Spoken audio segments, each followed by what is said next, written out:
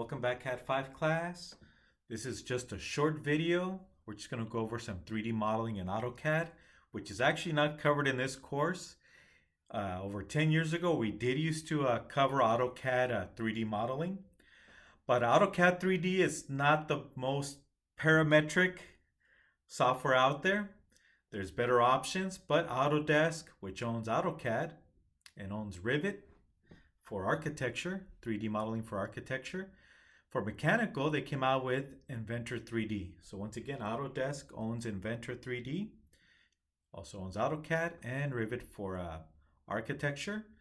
And this is a very parametric, affordable software, which is used also at the high school and maybe even the junior highs. It's very common for robotics teams or robotics classes to do their modeling in Inventor. But I am going to demonstrate AutoCAD 3D in this quick video. There is no assignment for this short lecture. But I just wanted to demonstrate AutoCAD 3D for those of you that are interested. Okay, so I opened up one of my old files from chapter 3. So this is problem 3-13. Layers are already set up. So let me go ahead and pick the white visible layer. And out here I'm going to draw a circle.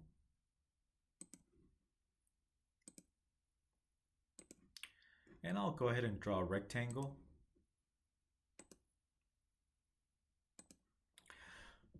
Okay, and you'll see I'm going to turn these into 3D objects, the circle and the rectangle.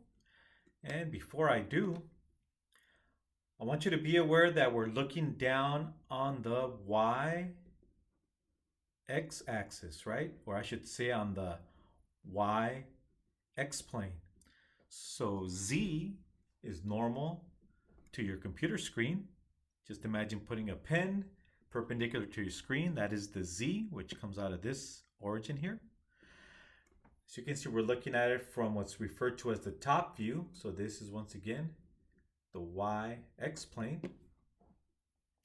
So I can use this to rotate. So look at the objects as I grab, let's say I grab this edge to rotate. So you can see I can rotate.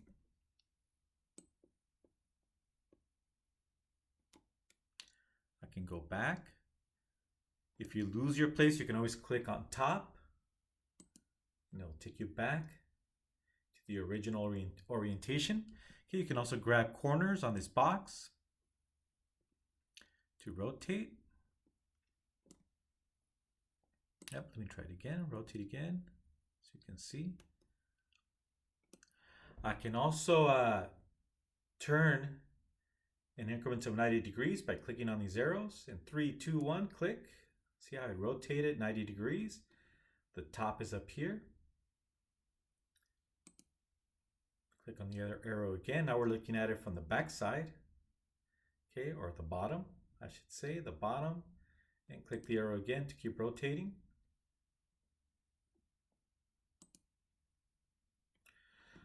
All right, let me go from left to right. Let me rotate. And if I get lost, I can always click on the Home tab here. So if you go to the drop down here and go to the Home, it will actually give you an isometric view. Notice how our cube up here on the top is giving us an isometric view. But now we can at least click the top to go back to its original orientation. Okay, let's go back to Home. Okay, so notice our cursor changed. So green is for the y-axis, red is for the x-axis, and blue is for in this case, vertical, which is normal to our y-x plane. Okay, so this is the z direction. Okay, so let's go ahead and demonstrate some 3D modeling. Now up here at the top we have our tabs. Currently I don't see my 3D tab showing, so all I have to do is right click on any tab. Right click on any tab and go to Show Tabs and look for 3D. There it is, 3D Tools. So we're going to turn on the 3D tools and also the Visualize tool, or tab I should say. So 3D Tools tab, I'll turn it on. And there it is, it's loaded. And let's go back and turn on the Visualize tab. There it is. Okay, so first let me go to 3D Tools. So go to 3D Tools, and those of you that have done or have used Inventor, SolidWorks, CATIA, Rivet, this will make sense to you. So if you're using some of these other 3D softwares, you'll be able to use extrude or pad to create a solid. All right, so let's go ahead and use extrude. So I'm going to use the extrude command, and I'm going to click on the circle, hit enter, and now I can extend it. Okay, let me go ahead and extend it. There it is. Now it's showing as wireframe, so let me change this from wireframe to a solid view. So I'm going to go to the Visualize tab, go to Visualize. And here I can change from wireframe. We can go to conceptual. And there's these other options. I'll just go to conceptual. And you see how it visually changes. Okay. You can also do it from here. You can click here and you can go back to 2D frame, which is the default, right? So that's another option. Okay, I'll just keep it with conceptual, and you can play with the others if you like. I'll go back to conceptual so we can easily see the solid. All right, so now let's create a solid out of the rectangle. Okay, let me zoom in a little bit. Okay, so let's go back to 3D Tools. Go to Extrude.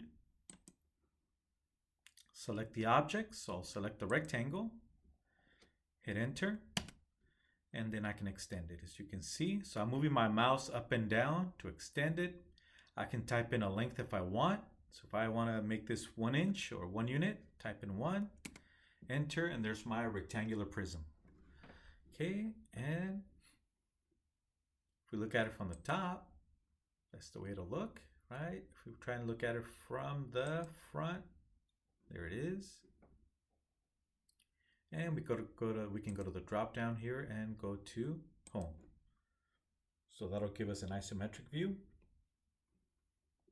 Bird's eye view, right? Don't call it bird's eye view. In drafting, we refer to it as the isometric view. All right, so let me show you a few other things that you can do. So I'm going to go back to the home tab.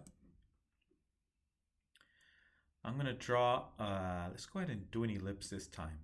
Do an ellipse.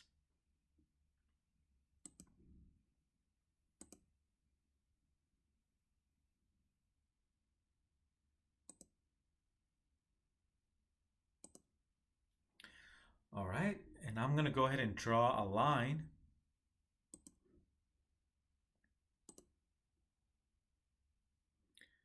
I should actually turn on ortho. Okay, let me hit escape. So what I'm going to do is I'm going to rotate this ellipse around this straight line. Okay, so let's go back to 3D Tools, and we're going to do a revolve. Okay, so let's click on revolve. Okay, so if you read the bottom left corner on the command line, it says select objects to revolve. We're going to revolve the ellipse. I'm going to hit enter. Now it's asking us for the axis. Okay, so we're going to go from here to define our axis, the 2 endpoints. And now I can just move the mouse and it'll instantly start rotating, as you can see.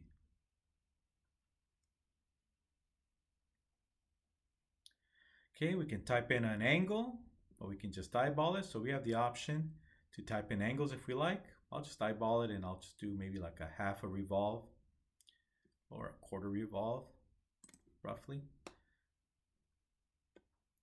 Okay, so let's take a look at this from the left. It's more than a quarter revolve, but you get the picture. That's revolve. Let's go back to the home. And there's also a lot of other things you can do with 3D modeling. Our textbook in this course does not cover 3D modeling, but You can look it up on YouTube videos. Just do a search on AutoCAD 3D, okay? And it'll walk you through some of these commands. I just wanted to show you what AutoCAD 3D can do. It's not fully parametric like, again, Inventor, CATIA, SolidWorks, Rivet, but there are a few companies that do use the AutoCAD 3D. And one reason is because it's very affordable, and some already know how to use AutoCAD 3D, even though it's not the preferred software for 3D modeling. When it comes to 2D, right, flat drawing, 2D AutoCAD is probably the best out there because it's been around for decades and it's very affordable. Okay, so just wanted to give you an intro, and there will be no assignment for this video. All right, see you in the next one.